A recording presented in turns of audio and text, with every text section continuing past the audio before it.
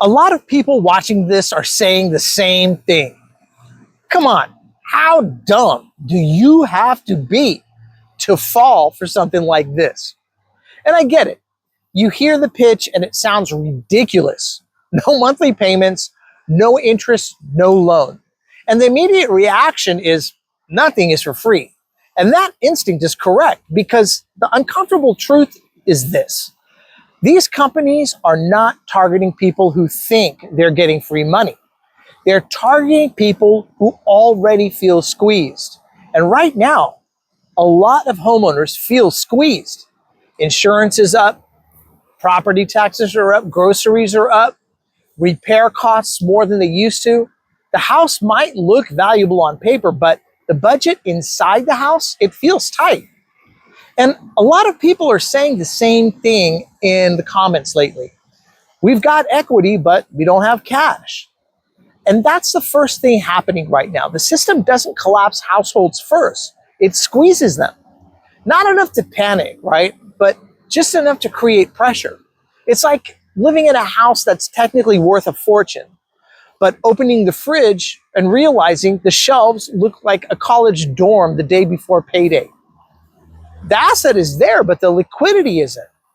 And when pressure like that builds long enough, the system introduces relief. And that's the second thing that happens. Relief appears. And relief always sounds friendly. Hey, you know what? No payments, no interest, no loan. Now, a lot of people are saying in the comments that this sounds exactly like a reverse mortgage.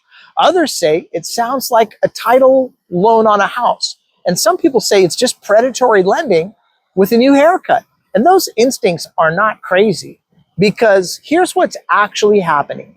The company gives the homeowner cash today, maybe $30,000, maybe $50,000, maybe more. And in return, what they do is they attach themselves to the house itself, not with a monthly bill, but with a lien.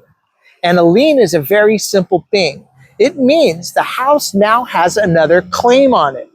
It's like adding another name quietly onto the title of the property.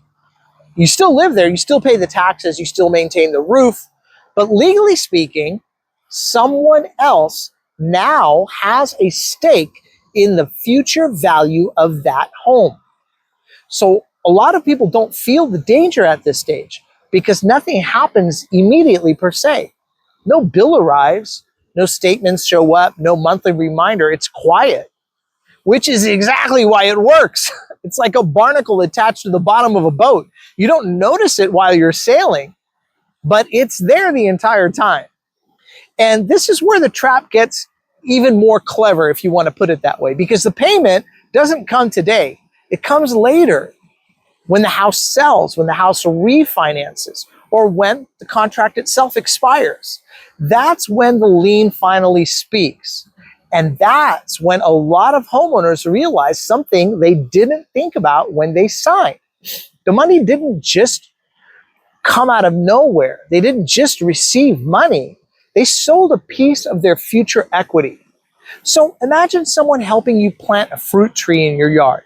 They give you the seed, they disappear for years. You water the tree, you trim the branches, you pay for the land, you may even talk to the tree.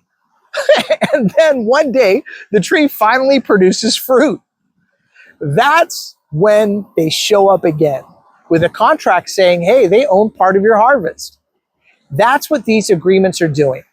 And this is where comments start getting interesting because a lot of people say, hey, well, that's just stupid. Nobody should sign that. But here's where the system moves into the third phase. Eventually, life forces movement. People move, people refinance, people retire, people sell homes. And that's when the lien finally comes to collect. The silent partner shows up. The company takes its share.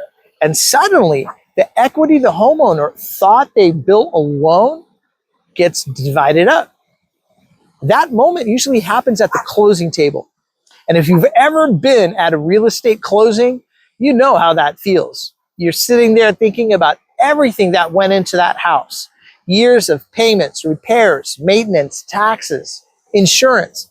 Not to mention all the love or the family and the kids that you brought up in there, all the money that went into keeping that property standing, all the emotion that went into keeping that property standing. Then the numbers start getting read out loud.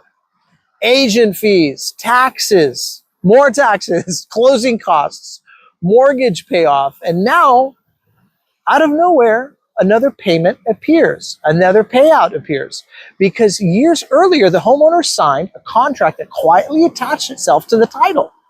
It's like inviting someone to dinner years ago and discovering they're still sitting at the table when the bill arrives. That's the moment people start doing the math backward.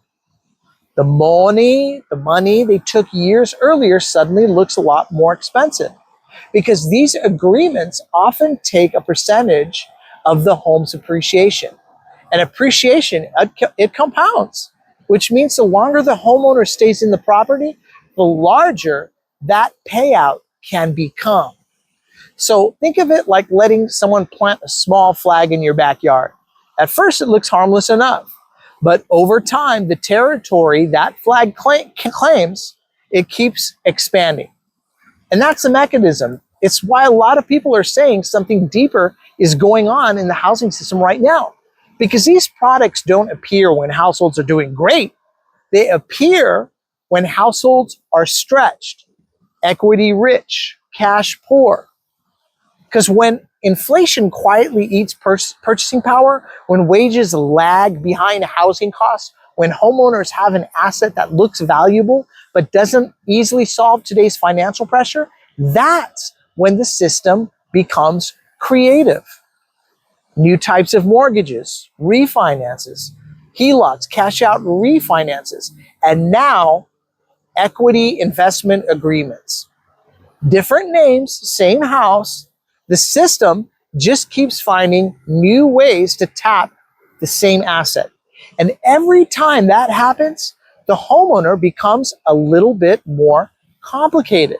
The house starts collecting financial claims the way an old boat collects barnacles. Individually, they seem small, but over time, they start to slow the whole thing down. And this is why a lot of people in the comments keep coming back to the same question. How much of the house actually belongs to the homeowner anymore at all? Because the original promise of homeownership was simple. Buy the house, build the equity, let that equity protect you later in life. But now, every few years, the system introduces a new way to extract that equity earlier. And sometimes through loans, sometimes through refinancing, and now through agreements that claim part of the home's future value.